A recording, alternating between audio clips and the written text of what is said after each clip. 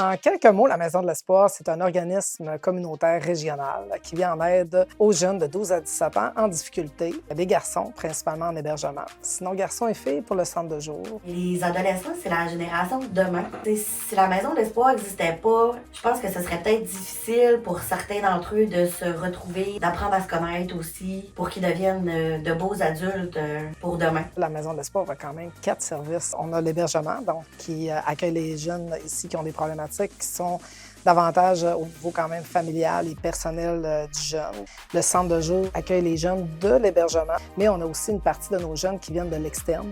Donc, ça peut être des garçons et des filles où ils ont des enjeux au niveau de leur motivation, entre autres à l'école. On a le programme estival durant l'été en hébergement, mais qui se fait sur des semaines thématiques. Et on a le rebond, donc un tout nouveau service parce qu'il y avait vraiment des besoins sur un court séjour. Et on veut redonner du pouvoir à ces jeunes-là. Puis peu importe la problématique, en fait, on va être là pour eux, pour les accompagner là-dedans. Quand on rentre à la Maison de l'Espoir, on se sent vraiment en famille. Je trouve ça chaleureux, je trouve ça accueillant comme milieu.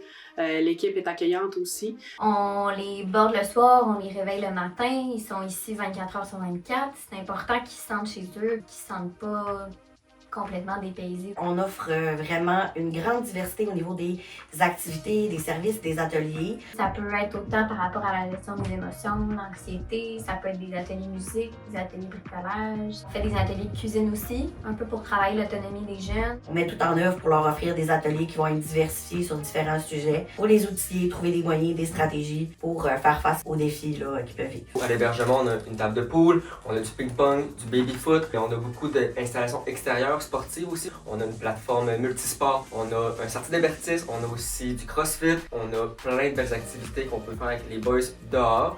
Puis ça, c'est un de nos plus, je pense, là, parce que le sport, c'est important, la santé, les bonnes habitudes de vie aussi. On a des ateliers de parents avec l'Association des parents d'ados du Fjord, un peu pour venir outiller les parents. Mais après ça, avec l'intervenante au dossier, les parents ont quand même un suivi à chaque semaine. C'est important que tout le monde soit impliqué.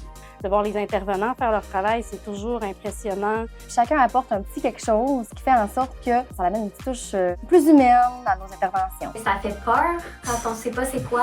Souvent, les jeunes repartent d'ici puis je pense qu'ils sont tristes de repartir. C'est pas mal plus chaleureux que ce qu'on peut penser. On embarque dans un bateau à deux. Il faut être deux à ramer. Quand on se rend compte que l'autre jeune rame avec nous autres, c'est là qu'on peut se rendre loin, là, en fait, là, dans la réussite, dans l'atteinte des objectifs.